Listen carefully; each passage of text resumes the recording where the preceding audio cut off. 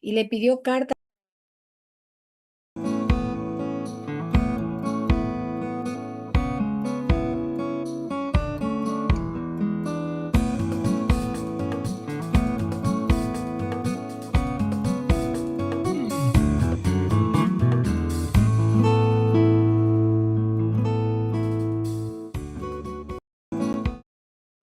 de dar coces contra el aguijón. Él temblando y temeroso dijo, Señor, ¿qué quieres que yo haga? Y el Señor le dijo, levántate y entra en la ciudad y se te dirá lo que debes hacer. Eh, Hoy he traído un tema que es el plan que tiene trazado Dios para ti. Saulo era un nombre hebreo del apóstol y significaba deseado, pedido. Aparece en escena en Hechos 7:58, cuando el diácono Esteban fue apedreado, luego de un discurso guiado por el Espíritu Santo, mediante el cual expuso toda la religión que habían levantado los fariseos, que estaba bien lejos de estar alineada con la voluntad de Dios. Y peor aún, con el agravante de haber matado al justo Jesús. Pusieron sus ropas a los pies de este joven que había consentido su muerte. A Saulo, según un antiguo libro apócrifo del fin del primer siglo, se lo describe como un hombre de estatura moderada, con cabello crespo, pies, piernas chuecos, ojos azules, grandes cejas fruncidas y nariz larga, a veces pareciendo hombre, a veces ángel. Eso dice un citado por Guy Belin. Las últimas palabras de Jesús a sus seguidores fueron el mandato de llevar el Evangelio y ser sus testigos a todo el mundo. Hechos 1:8. Pero tal parece que ellos no tenían mucho apuro de salir de Jerusalén. Después que los judíos mataron a Esteban, fue necesaria una intensa persecución. Y luego ellos van y se dispersan los creyentes y van a Jerusalén, a Judea, a Samaria, lugares a los que Jesús le había dicho que fuera. O sea que ese fue el detonante, ¿verdad? Fue el detonante para que los cristianos se movieran, porque ellos como que a veces nosotros como cristianos se nos dice todo lo que tenemos que hacer, pero a veces como que nosotros estamos en nuestro confort y no vamos más allá. Y ellos estaban entonces en su confort, pero tuvo que pasarle eso a Esteban para ellos sentir que iban a ser perseguidos, para ellos moverse, ¿no? Porque finalmente la palabra de Dios tenía que cumplirse, lo que se había dicho en Hechos 1:8, ¿no? Que me seréis testigos en Jerusalén, en Judea, en Samaria y hasta lo último de la tierra. En Hechos 8:3 vemos a Saulo que asolaba a la iglesia y entrando casa por casa arrastraba a hombres y a mujeres y los entregaba en la cárcel. Muchos de ellos huyeron de Jerusalén en busca de refugio en otras ciudades y en otros países. Pero Saulo los rastreaba y expandió su trabajo a la ciudad de Damasco, en Siria, aproximadamente 130 millas o 240 kilómetros al noroeste de Jerusalén. Un viaje de 6 días, con el propósito de arrestar a los cristianos y llevarlos encadenados de regreso a Jerusalén. Saulo estaba en camino a Damasco para hacer su voluntad, no la voluntad del Eterno, ¿no? Estamos seguros de que Saulo pensó que su voluntad era la voluntad del Eterno. Muchas veces nosotros podemos estar haciendo cosas que pensamos que es la voluntad del Eterno, pero de pronto no lo es. ¿Qué era lo que le estaba pasando a Saulo? Pero el Señor aprovechó un evento sobrenatural, perdón, para ponerle fin a su creencia y captar su completa atención. Dios es maravilloso cuando Él quiere obrar en la vida de los hombres. Pero al acercarse a la antigua ciudad, Saulo, llamado también Pablo, de origen latino y significa pequeño, a partir de Hechos 13:9, descubrió que Dios tenía otros planes para él. El Cristo resucitado lo confrontó y lo puso cara a cara con la verdad del Evangelio. Y vemos que se da un encuentro con Cristo, ¿no? Se da un encuentro con Cristo. Entonces, Saulo, respirando aún amenazas y muerte contra los discípulos del Señor, vemos la imagen de un hombre enojado, violento, absolutamente convencido de su propia justicia. Saulo definitivamente odiaba a los discípulos del Señor. ¿Cuántos hoy tal vez nos odian a nosotros por ser seguidores del Señor Jesús? Pensemos, muchas veces hemos sido tratados injustamente, hemos sido perseguidos con ideas y tal vez con estructuras, niveles laborales, hemos estado siendo perseguidos. Él no estaba buscando a Jesús cuando Jesús lo buscó. Podríamos decir que Saulo estaba decidido en contra de Jesús cuando Jesús estaba decidido a ir por él. Saulo de Tarso, este hombre de alta educación, pensó que el cristianismo era malo y engañoso. Quizá tomó como ejemplo a Fineas, quien en el libro de Éxodo mató a un hombre y una mujer inmorales con una lanza, y Dios honró su acción parando la plaga. Quizás Saulo pensaba que estaba parando la plaga de la religión falsa que promulgaba el nazareno Jesús. Saulo presentía los perjuicios que afectarían los intereses del judaísmo si el mensaje del Nazareno, que se había proclamado con tanta potencia en Jerusalén, se extendiera por muchas de las sinagogas de la dispersión. Por tanto, él debía cortar el mal antes de que se agravara más. Tal vez tal fue su pensamiento, pero había de aprender que existía un plan mucho más elevado y completo que el suyo, madurado ya en eternidad y manifestado en Cristo, que le forzaría a abandonar sus mezquinos proyectos para someterse a los designios del omnipotente. A veces tenemos que nosotros dejar de lado lo que pensamos que está bien para nosotros, nuestros proyectos, nuestros sueños, para dar por sentado, Señor, ¿qué plan tienes para mi vida? Con esto en mente, Saulo va al sumo sacerdote. Saulo hacía su trabajo de perseguir a la iglesia bajo la aprobación directa de las autoridades religiosas más altas. Él pidió y recibió cartas del sumo sacerdote autorizando su misión. El sumo sacerdote mencionado aquí era Caifás, ¿no? Y ya conocemos a Caifás, ¿no? Desde el tiempo de Jesús. Si hallase algunos hombres o mujeres de este camino, aquí se le refiere al cristianismo como el camino. Esto parece ser el primer nombre para el movimiento cristiano. O sea, amados, nosotros somos los del camino. ¿Qué les parece? Estaba esparciéndose en todos lados esto del camino. Los enemigos del Evangelio reconocían que los discípulos de Jesús seguían un camino distinto a las normas del judaísmo oficial. Petrificado este en un ritual vacío y en unas tradiciones que desvirtuaban la palabra.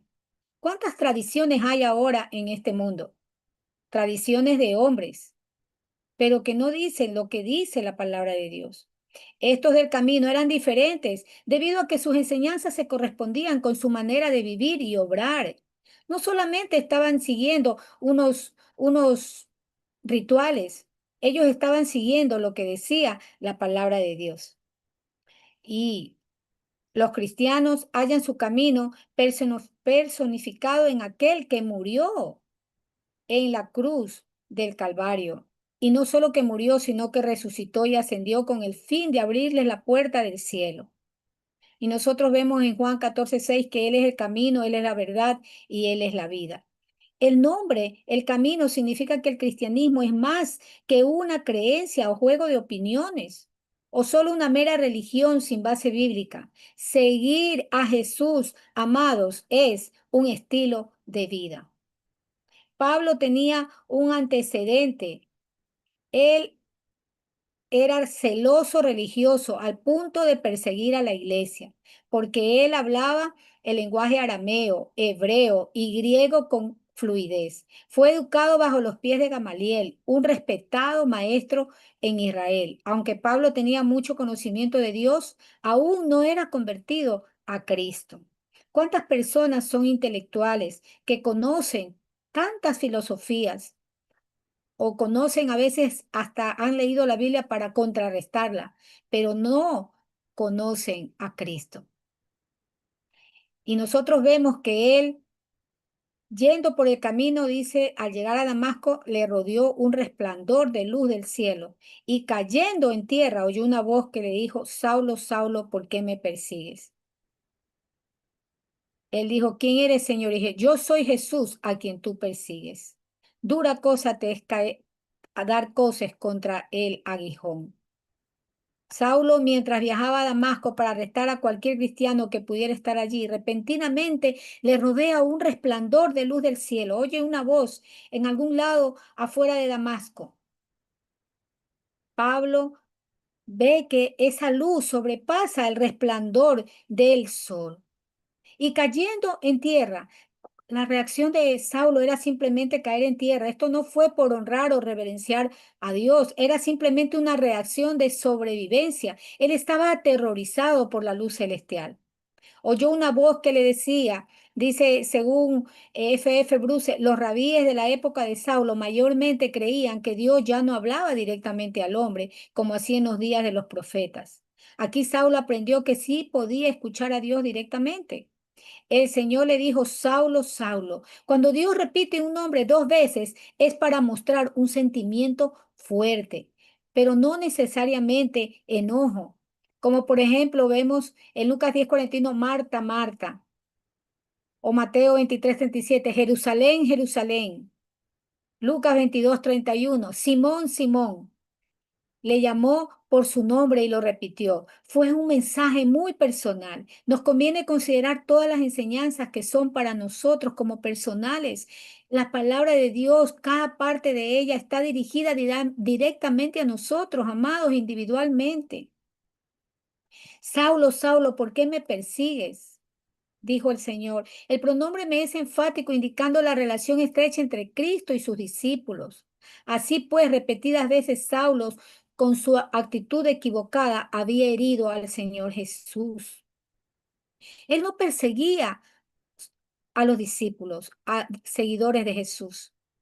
Él perseguía al mismo Jesús. Y eso nos llama a saber que cuando alguien tal vez nos quiere escarnecer o nos quiere herir o nos quiere perseguir, no lo está haciendo a nosotros, lo está haciendo directamente a Jesús, porque nosotros somos posesión de Él, nosotros tenemos un nombre, estamos sellados con el Espíritu Santo, no somos cualquier persona, somos un pueblo apartado para Él. Saulo le dijo, ¿quién eres, Señor? Sabía que la voz venía del cielo, pero le pregunta, ¿quién eres, Señor? Debemos hacer esta pregunta con un corazón humilde y preguntársela a Dios. Jesús nos mostró exactamente quién es Dios y Él puede contestar esta pregunta. Pablo pasó el resto de su vida deseando saber más cabalmente la respuesta de esta pregunta. Y nosotros vemos en Filipenses 3:10, a fin de conocerle y el poder de su resurrección y la participación de sus padecimientos, llegando a ser semejante a él en su muerte. Y le dijo, yo soy Jesús a quien tú persigues. Sería imposible imaginar la reacción de Saulo al darse cuenta que Jesús de Nazaret le hablaba desde el cielo. En ese instante entendió que estaba muy equivocado, porque este Jesús a quien él consideraba un impostor y a quien perseguía con tanta intensidad, ahora le aparece una gloriosa luz y le habla. ¿Por qué me persigues, Saulo? Cuando la luz celestial lo sobrecogió, Saulo fue confrontado con la verdadera naturaleza de su crimen. Él perseguía a Dios, no al hombre. Saulo pensaba que estaba sirviendo a Dios por atacar cruelmente a los cristianos, pero descubrió que estaba luchando con Dios. Esto ha sido tristemente cierto a través de la historia, amados. Con frecuencia los que están convencidos de que le están haciendo un favor a Dios, están haciendo mucho de la peor persecución y tortura jamás practicada. No debemos solo enfatizar en la frase ¿por qué me persigues? Debemos también notar el por qué y ver que Jesús preguntó ¿por qué me persigues? Esto es, Saulo, ¿por qué estás haciendo algo tan inútil? Qué inútil tal vez estamos haciendo nosotros, pensando que estamos haciendo lo que Dios quiere que hagamos. Yo soy Jesús. Aunque Jesús era un nombre más o menos común en aquel día, Jesús de Nazaret que había ascendido no necesitaba más identificación. Cuando él dijo, yo soy Jesús, Saulo sabía exactamente cuál Jesús hablaba. Tal vez Saulo oyó a Jesús enseñar en Jerusalén y como probablemente era miembro del Sanedrín, probablemente se sentó juzgando a Jesús en su prueba antes de la crucifixión. A menos de que Saulo estuviera alucinando, la apariencia de Jesús probó que Jesús estaba vivo y que Jesús era Dios. Un pensamiento de Boyce. Jesús le preguntó por qué lo perseguía, ya que perseguir a la iglesia era como si estuviera persiguiendo a Jesús. ante Pablo, escuchar la voz de Jesús, no le reconoció hasta que Jesús le dijo quién era. Es muy interesante saber que la religión no salva, solo Jesús salva. Es imposible para cualquier persona que tenga un encuentro con Cristo y permanecer igual. Dice, dura cosa te es dar coces contra el aguijón. Esta frase se encuentra registrada. ¿Qué es un aguijón? Un aguijón era un palo largo y extremadamente filoso usado para hacer caminar al buey en la dirección que uno querría cuando araba. Uno lanzaba y picaba las piernas posteriores del buey con el aguijón hasta que el buey cooperaba. Al dar coces contra el aguijón, el animal rebelde solamente se lastimaba a sí mismo. ¿Contra qué daba patadas Saulo? Sin duda ya había escuchado pruebas abundantes de que Jesús era el Cristo. Cuando los discípulos de Cristo fueron prendidos y llevados a la sinagoga, no se les permitió dar su testimonio, no podían hablar en su propia defensa. Saulo ya había visto y oído mucho y al resistir tanta evidencia daba coces contra el aguijón. Es decir, se destruía solo. Esencialmente Saulo era el buey, Jesús era el granjero. Saulo fue estúpido y terco. Jesús aguijaba a Saulo en la dirección correcta y a Saulo le dolía. Mas en vez de someterse a Jesús, Saulo dio coces contra el aguijón y solo aumentó su dolor. Algo estaba aguijando la conciencia de Saulo de Tarso. Aún con toda su confidencia exterior, había algo que lo molestaba por dentro. Claro, dio coces contra ello, pero seguía allí. La inquietud pudo haber empezado con la oración de Esteban.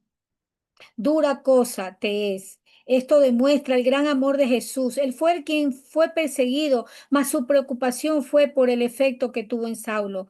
Qué corazón tan tierno de Jesús.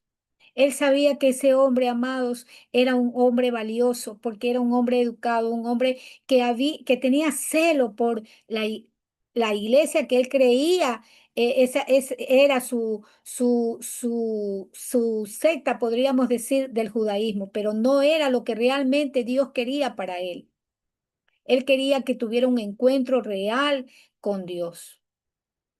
Y podemos ver que un encuentro con Cristo nos lleva a nuevos propósitos. Dice que él temblando y temoroso, Jesús le dijo, ¿qué quieres? Le dijo Pablo, Señor, ¿qué quieres que yo haga? Y el Señor le dijo, levántate y le dio una instrucción, anda a la ciudad y se te dirá. En la conversión de Saulo no había gracia irresistible. Él no dijo, no podía ser rebelde a la visión celestial, sino que no, él ¿qué hizo? Él no se pudo resistir. Él no se pudo resistir ante esa visión. Él tenía libre albedrío, podía no, haber pensado que no pasó nada, pero realmente él decidió creer a ese Jesús de Nazaret. Cuando los hombres reconocen sinceramente sus pecados, no ponen excusas, sino que preguntan, ¿qué haremos? El Señor les puso su pecado, ahora quiere que le explique cómo obtener perdón. Saulo estaba lleno de temor porque si este personaje era Jesús, entonces con justo proceder debería ser castigado y aún muerto, pero en su misericordia Él lo dejó con vida. En deuda por su vida, pregunta a Jesús, Señor, ¿qué quieres que yo haga? Reconoce la autoridad de Cristo y a la vez reconoce la responsabilidad del pecador. Es decir, el Señor manda y el pecador debe hacer algo. ¿Qué debe hacer? La voluntad del Señor. Cuando Saulo hizo esta pregunta, Jesús solo le dijo que era correcto hacer en ese mismo momento. Con frecuencia, así es la dirección de Dios en nuestras vidas. Nosotros a veces queremos que Él ya nos responda en ese mismo momento, ya en eso, rápido. ¿Por qué no tengo lo que yo quiero? No, Él es un Dios que nos dirige paso a paso. Él va y expone los detalles de todo, porque recordemos que Dios es un Dios de orden. Él no va a ser a la ligera ni apresurado. Él tiene un plan. Él trazó un plan para su hijo. Él trazó un plan desde que hizo la creación. Él trazó un plan para poder definir también profetas que declararan al pueblo sus caminos. Él es un Dios de orden. Él no se apresura. Él no se cansa. Y el Señor le dijo, levántate y se te dirá lo que vas a hacer. Jesús no le dijo que ya era salvo por la visión, sino que en la ciudad iba a aprender lo que tenía que hacer, ¿no? ¿Por qué no le explicó el Evangelio Jesús mismo? Porque ese no es el plan de Dios, sino que en todo caso la gente tuvo y tiene que escuchar el mensaje de Dios predicado por los hombres. Pablo obedeció y fue llevado a una casa en Damasco donde un discípulo llamado Ananías, él le predicó el evangelio y le dijo que debería lo que debería hacer. Por lo tanto, Saulo no fue convertido en el camino a Damasco, sino en la ciudad misma después de oír y obedecer el evangelio. Por eso Romanos 10:27 dice, la fe viene por el oír y el oír por la palabra de Dios. Los milagros observados en los casos de conversión de los 3000, del eunuco, de Saulo, de Cornelio, del carcelero, solamente sirvieron para reunir al pecador con el predicador.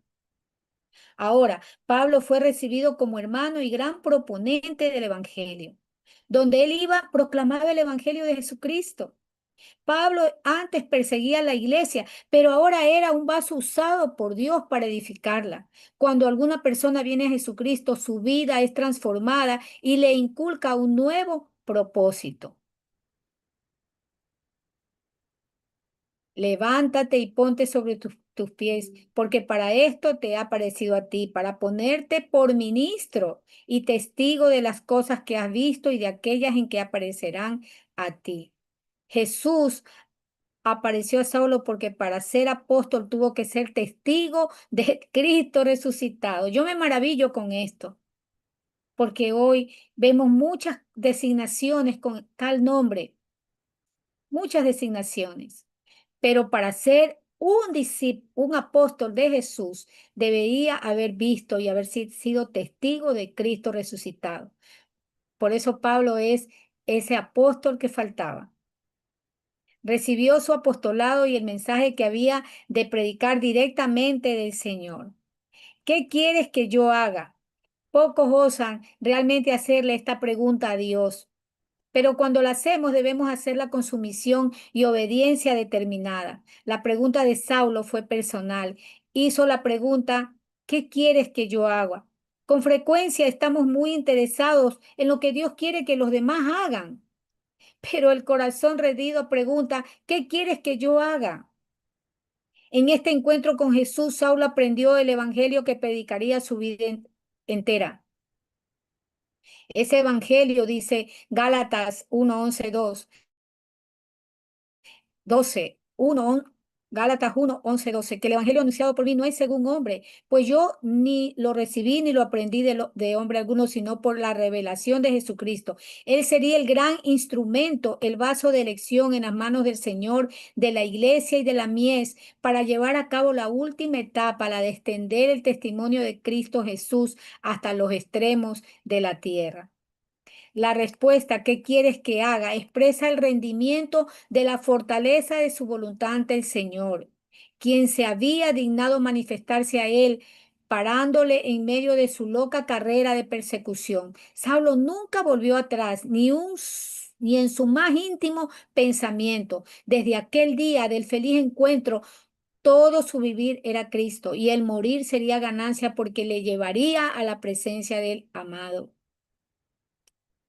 Eso quiere el Señor, amados. ¿Cuántos de nosotros hemos tenido un encuentro con Jesús? ¿Cuántos de nosotros le decimos a Él cada día, ¿qué quieres que yo haga? Señor, ¿qué quieres que yo haga? ¿Solamente seré alguien que escucha? ¿Solo alguien que va un domingo a la iglesia? ¿O qué quieres que yo haga para que pueda cumplir el plan que has trazado para mí? Esa es la pregunta que debemos hacernos como hijos de Dios. Pero concluyendo, el encuentro con Jesús fue tan impactante que el deseo más apasionado en la vida de Pablo se convirtió en conocer el plan de Dios para su vida y hacer lo que más complaciera al Señor. Y eso es lo que debemos hacer nosotros, amados. A veces parece que vivimos unas vidas sin propósitos. una vida que no tiene ninguna razón de ser. Pero nosotros vemos que el Señor, cuando nosotros tenemos un encuentro con Él quiere y Él ha trazado un plan para nosotros. Y tenemos que vivir y tenemos que cumplir ese plan cada momento con la única visión de agradarle a Él. Fuere lo que fuere, ya sea que había experimentado su naufragio en Malta, siendo apedreado y dejado por muerto en Listra, sufriendo palizas y encarcelamientos en Filipos y finalmente siendo decapitado en las afueras de la ciudad de Roma, esta fue siempre la oración de Pablo, Señor, ¿qué quieres que yo haga? Esta pregunta es la oración que cada una de nosotros, amados, deberíamos hacer. Señor, ¿qué quieres que yo haga? En algún lugar hay algo para que usted haga, algo que solo usted puede hacer. Hay un propósito para su vida que según Jeremías ha existido aún antes de que diera su primer respiro. Dios le dijo a Jeremías en Jeremías 1:5, antes de que yo te formara en el vientre te conocí, antes de que te nacieras te santifiqué y te presenté ante las naciones como mi profeta. Como Jeremías y Pablo, nosotros también tenemos un propósito dado por Dios que lleva el nombre de cada uno de nosotros. Señor, ¿qué quieres que haga? Debemos cumplir el propósito de Dios y tenemos que llevarlo en oración y decir, Señor, ¿qué quieres que yo haga? Ya no quiero perder el tiempo, ya no quiero, Señor, estar tal vez sin saber qué quieres para mi vida. Señor, ¿qué quieres que yo haga? Yo quiero ser un instrumento cada día cuando nos levantemos, digamos, Señor, yo quiero ser un instrumento de tu paz, yo quiero ser un instrumento de tu gloria, yo quiero ser embajadora de ti, yo quiero ser embajador de ti. Yo no quiero, Señor, caminar o estar en un lugar sin un propósito. Yo quiero hacer tu propósito, Señor. ¿Has notado que Pablo no le dice a Jesús, quiero que hagas esto o aquello por mí? No, Pablo lo llama, Señor, ¿qué quieres que yo haga? Muchos de nosotros oramos al revés. Oramos algo, Señor, quiero esto y aquello, bendíceme, cuida a mi familia, prevé todo lo que necesito. Sí, es importante y eso no siempre hacemos, pero también un día, ¿verdad? Nosotros podemos decirle y poner a Cristo en primer lugar apenas nos levantamos y comenzar el día orando, Señor, ¿qué quieres que yo haga hoy día? Recordemos esta verdad. Él nos conoce, siempre lo ha hecho y siempre lo hará. Él sabe todo acerca de nosotros. Él no solo nos ha conocido, amados en el vientre de nuestra madre, sino que nos conoció mucho antes de que fuéramos concebidos. Nosotros no somos un accidente. Nadie en este planeta tiene las huellas digitales ni el ADN que cada uno tenemos. Dios tiene un diseño específico para nuestra vida. No quisiéramos nosotros encontrar esa clase de guía en la vida. ¿Y quién de nosotros no quisiera orar y decir, Señor, ¿qué quieres que yo haga? No se trata de nosotros, se trata de Él, se trata de lo que nosotros, no se trata de lo que nosotros querramos hacer, se trata de lo que Dios quiera hacer en nuestra vida. Eso es lo que importa en la vida, eso es lo que tiene significado. Señor, ¿qué quieres que yo haga? La respuesta viene cuando te das cuenta que Dios no simplemente te conocía desde antes que nacieras, sino que te ha apartado, amado. El hecho de que tú estás aquí en este momento y te hayas congregado virtualmente a este tiempo es porque Él te ha apartado para ti, para Él. Él tiene un trabajo para que hagas que nadie más lo va a poder hacer. Así como Dios le ordenó a Jeremías y a Pablo que hicieran una tarea específica, Él ya ha asignado para usted una tarea específica. Él quiere que nosotros tengamos y hagamos y cumplamos el plan que Él ha trazado para nosotros. Cada una de las miles y miles de estrellas tienen su propio lugar asignado por Dios y todas se mueven con la precisión de un reloj, así como Dios ha puesto y asignado a cada estrella en el firmamento. Él nos ha asignado a cada uno de nosotros para hacer el trabajo. El verdadero éxito en la vida viene no solo de conocer el plan de Dios que tiene para nosotros, sino de hacerlo. Así que hagamos, amados, la oración de Pablo. Que la oración de Pablo sea su oración y diga, Señor, quiero que esto que quiero yo hacer para ti transforme todo mi ser, toda mi vida, así como lo hiciste con Pablo. Señor, ¿qué quieres que yo haga? Oremos. Amado Señor, gracias Padre, porque eres bueno. La Primera Iglesia Bautista de Guayaquil te invita a formar parte de nuestra comunidad digital. Suscríbete a nuestro canal de YouTube y síguenos en nuestras redes sociales, donde encontrarás una variedad de contenido audiovisual, el cual será de gran impacto para tu vida espiritual. Y recuerda, en PIBG estás en casa.